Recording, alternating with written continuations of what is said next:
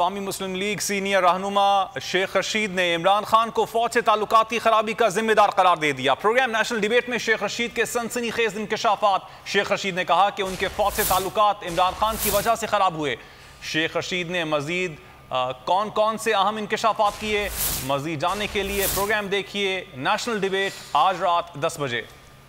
Ice को break करने के लिए आपको मीडिएट करना चाहिए खान साहब और इदारों के दरमियान। बड़ा मुश्किल सा सवाल कर रहे हैं मुझसे कि मैं सवाल मेरे मुश्किल ही होते हैं। माजरत, आखिरी राब्ता आपका कब हुआ?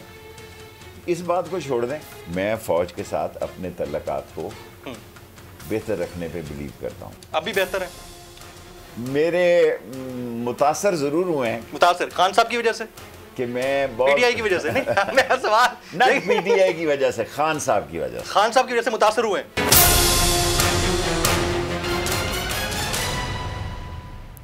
देखिए नेशनल।